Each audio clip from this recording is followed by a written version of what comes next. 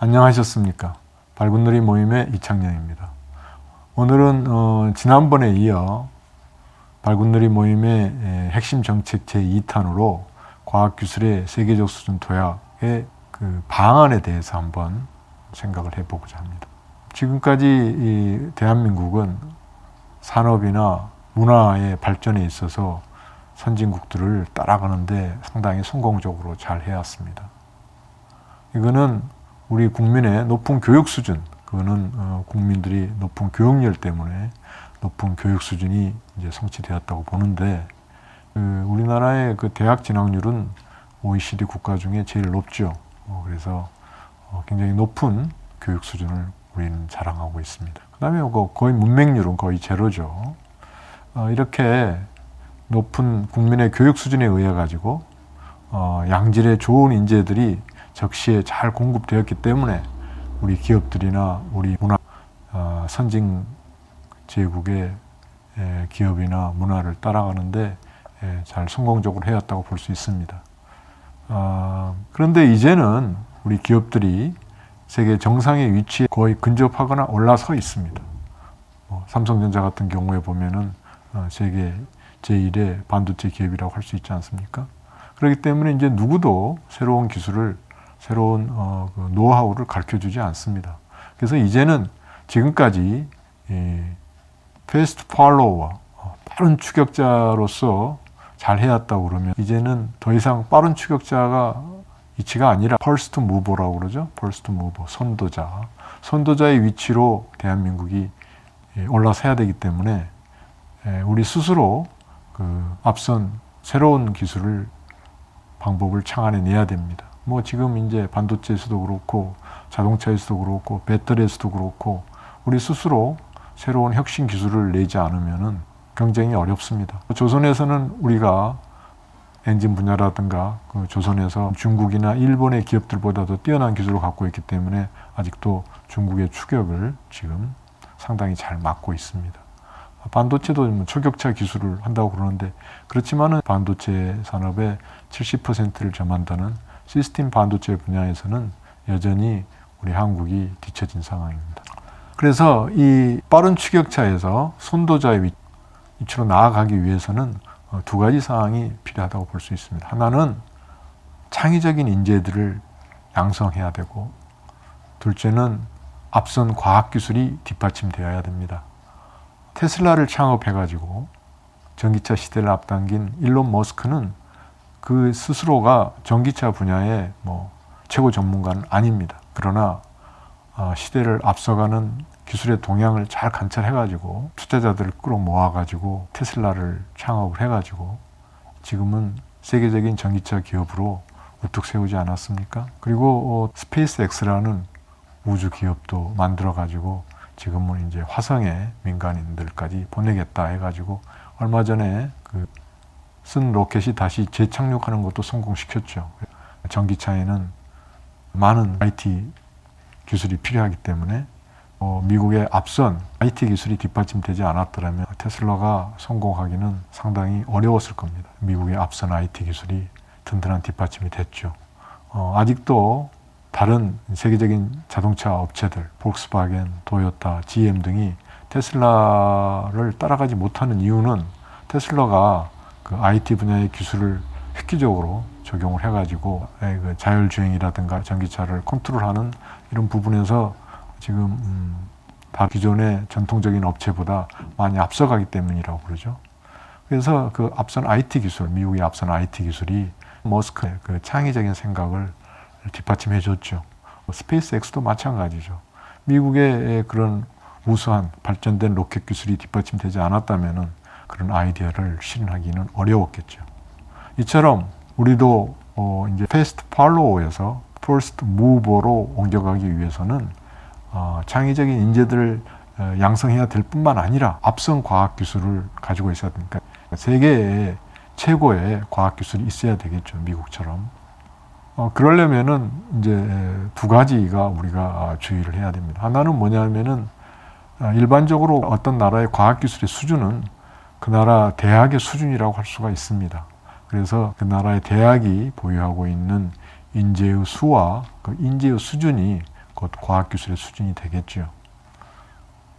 또 한 가지는 연구소들이 그 심층적인 연구를 잘 수행하고 있어야 됩니다.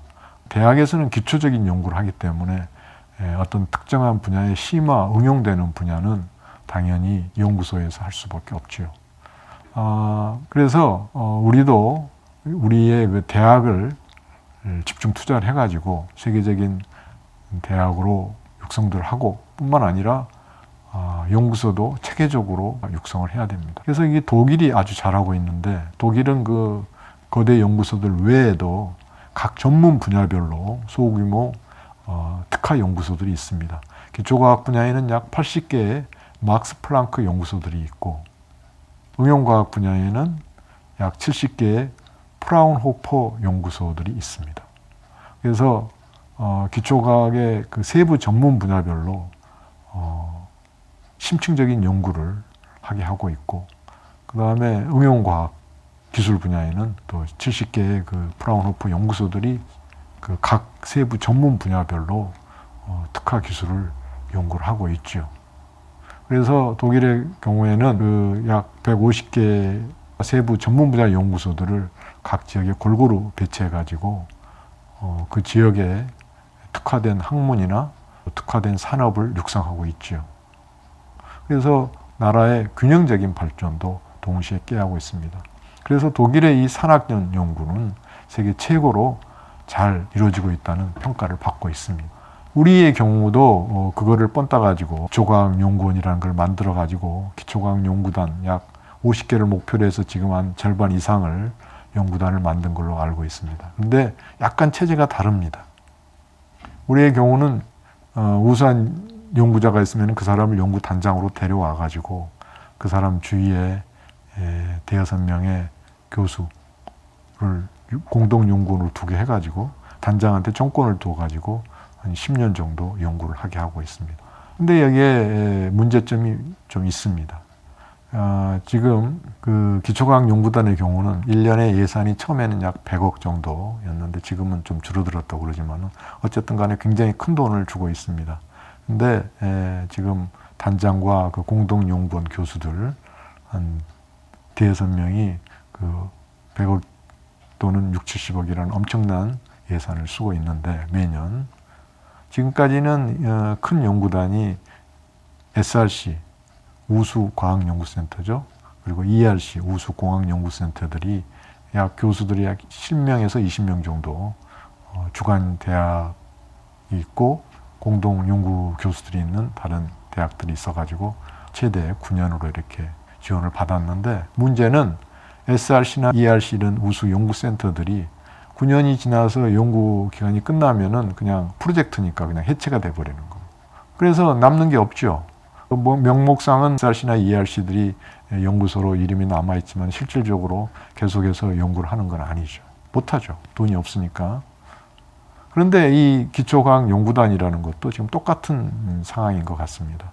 연구단장이 위주이기 때문에 이게 붙박이로 있는 연구소가 아니고 10년쯤 뒤에서 연구단이 해체가 되면은 그 다음에 이것도 이전에 SRC나 ERC처럼 그냥 공중 분해되는 거나 마찬가지죠. 다시 말하면은 과학기술은 축적이 돼야 되는데 전혀 축적이 안 되는 거죠. 축적이 될 수가 없죠. 그러한 잘못이 반복되는 것 같습니다.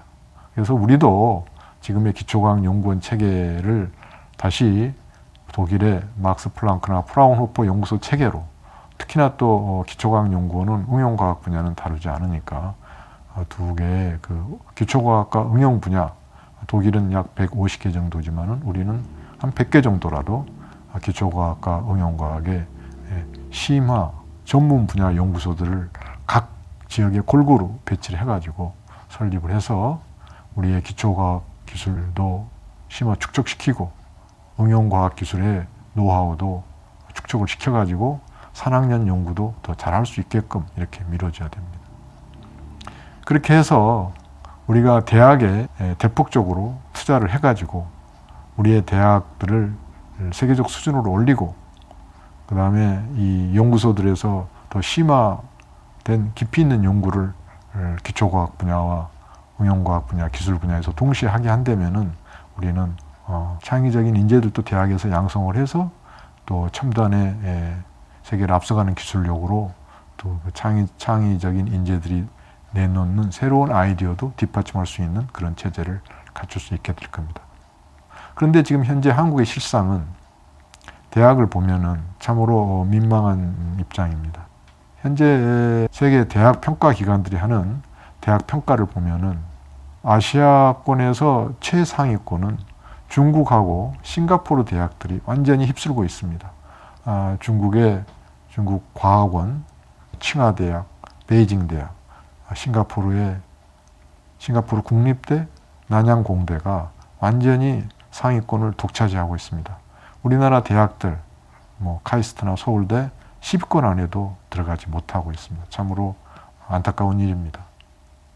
근데 문제는 앞으로 그러면 우리나라 대학들이 더 발전할 여지가 있느냐.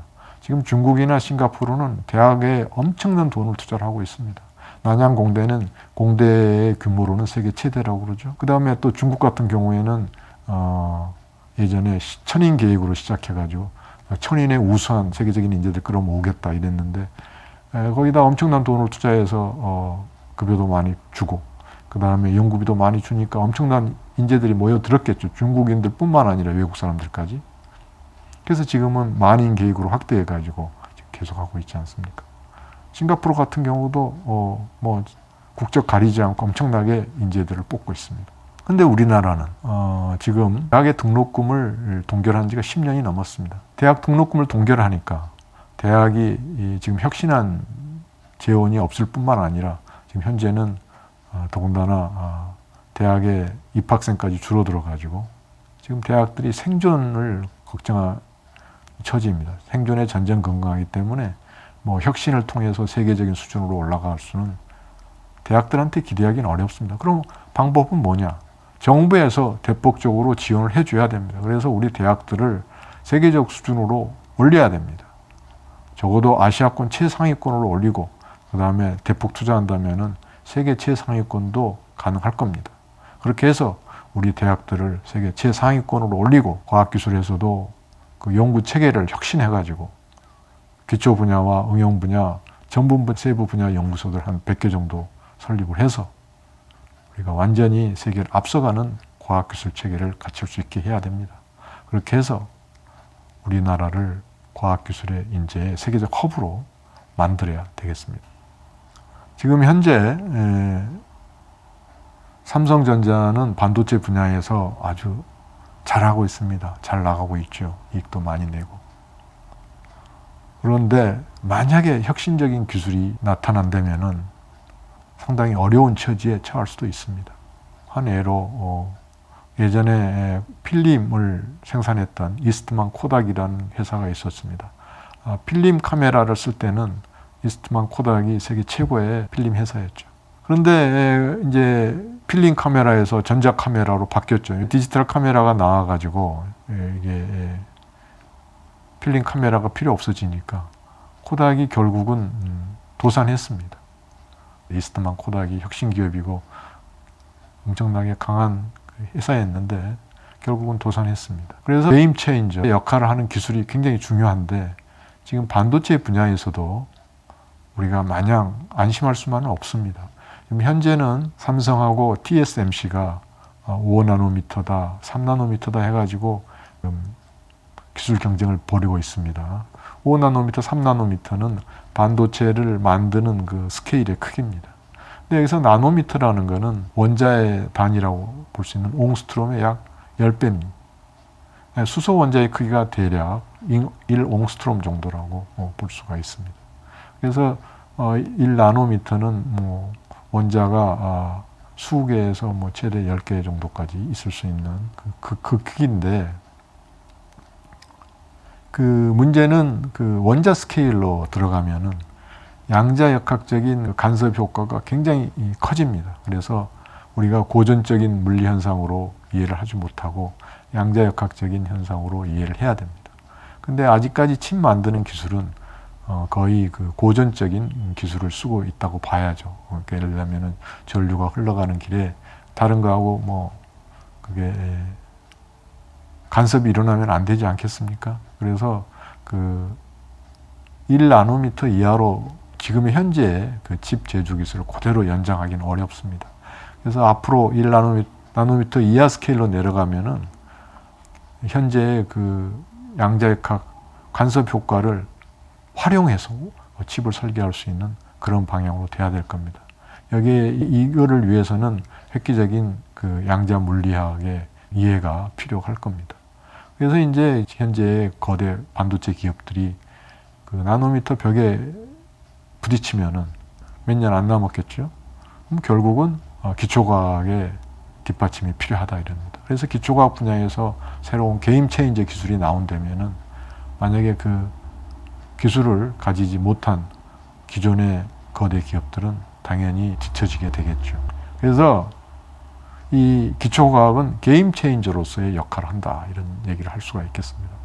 특히나 양자역학에 기반한 양자 기술은 양자정보통신, 그 다음에 양자암호, 양자컴퓨터 등에서 엄청나게 앞으로 미래의 기술로 들어올 수밖에 없습니다. 거의 모든 게 이제 양자 기술에 기반하게 될 텐데 현재 중국은 양자정보연구소를 만들어 가지고 차후 10년 동안 100조라는 돈을 투자하겠다고 하고 있습니다. 엄청난 돈이죠. 그렇게 해서 만약에 그들이 지금은 반도체 분야에서 기술이 뒤처져 가지고 전전긍긍하고 있지만은 새로운 혁신 기술을 창안해 낸다면은 순식간에 순위가 바뀔 수도 있습니다. 그래서 우리가 기초과학 기술을 세계적 수준으로 끌어올려 가지고 우리가 그런 혁신 기술에 개발해서 뒤처지지 않도록 해야만 합니다. 또 한 가지는 이런 기초과학을 육성하기 위해서는 지도자의 육성할 의지가 굉장히 중요하다는 얘기를 안 할 수가 없습니다. 국산 초음속 전투기 KF-100기 개발해서 보면은 이거는 2001년에 김대중 대통령이 국산 전투기 개발을 선언을 했습니다. 그러나 그 뒤로 지지부진하다가 10년 훨씬 지났죠. 2015년에야 개발이 결정됐습니다. 근데 그 개발이 결정될 때도 당시에 국회의 국방위원회 위원장이라든가 현재 대통령 국회의원이었죠. 반대를 하고 그래가지고 굉장히 어려운 처지에 있는데 어떻게 해서 개발을 하기로 결정이 됐습니다. 참으로 천만다행이라고 아니할 수 없습니다. 그래서 부사일생으로 개발하게 돼가지고 이제 6년이 지났는데 이제 드디어 시제기까지 만들었습니다. 시험 비행이 남아 있지만은 앞으로 성공할 거라고 생각을 합니다. 근데 만약에 2015년에도 이거를 개발을 안 하고 그걸 포기했더라면은 앞으로 우리는 초음속 국산 전투기 개발을 영영 포기하게 되었을 수도 있습니다. 왜냐하면은 앞으로 갈수록 그 초음속 전투기들이 뭐 스텔스에서 6세대 전투기로 이렇게 발전해가고 있기 때문에 지금 우리가 개발한 KF-100는 4.5세대라고 그러는데 그것도 안 했다면은 도저히 따라잡을 수가 없죠. 그래서 점점 경쟁이 뒤처져가지고 따라잡을 수도 없었을 텐데 천만다행으로 2015년에 개발을 하기로 결정이 돼서 개발해가지고 우리 국산 전투기를 개발하게 된 것은 참으로 다행이라고 아니할 수가 없습니다. 또 안타까운 예는 대만이 있는데 대만의 경우는 지금까지 그 국산 무기 개발을 좀 등한시해왔던 것 같습니다. 그래서 전투함도 변변한 게 없고 국산이 없고 전투기도 그렇고 그래서 지금 미국의 전투함과 전투기 모두 수출을 해달라고 상당히 간곡히 해가지고 최상위 이 제품 받지 못하고 그 다음 급을 지금 지원받고 있는 것 같습니다. 참으로 안타까운 일이죠. 그래서 우리가 지금 우리 스스로 방어할 수 있는 그런 국산 전투기와 그 국산 무기 개발을 잘하고 있는 것은 그만큼 이전에 그 정책 의지가 있었기 때문에 국산화하겠다는 가능했던 거라고 생각이 됩니다. 그 KF-X 개발에 있어서도 인도네시아가 지금 공동 개발국으로 참여를 하고 있는데 인도네시아가 30-40년 전만 하더라도 항공산업에서 한국보다 훨씬 더 앞서갔습니다. 당시에 인도네시아 대통령이 항공산업 발전의 의지를 가지고 계속 투자를 해서 당시에 인도네시아가 개발했던 항공기, 수송기를 우리 대한민국 공군에서 수입해서 쓰고 있습니다. 근데 지금은 KF-X 개발에서 보듯이 인도네시아가 우리보다 항공산업에서 한참 뒤져 있는 걸로 나타나고 있습니다. 그래서 이 지도자의 과학기술 육성 의지와 그 정책의 일관성은 굉장히 중요합니다. 이거는 그 세종대왕의 경우에서도 우리가 잘 볼 수 있습니다. 세종대왕은 문화, 과학기술, 학문 다 육성하려는 정책 의지가 굉장히 강했기 때문에 한글도 스스로 창제를 했고, 그 다음에 그 어렵다는 물시계도 작용루 물시계도 만들었죠. 중국에서도 만들기 힘들다고 그랬지 않습니까? 그리고 이제 추구기도 보급을 해가지고 농업에도 생산성을 높이고, 그래서 그 당시에 세종대왕이 그 과학기술 육성을 하고 문화를 발전시켜가지고 나라가 융성하니까 그 당시 명나라의 백성들도 조선으로 이민을 많이 오고 싶어 했다고 합니다. 그래서 명나라 조정이 그거를 걱정했다고 그런 얘기가 있습니다.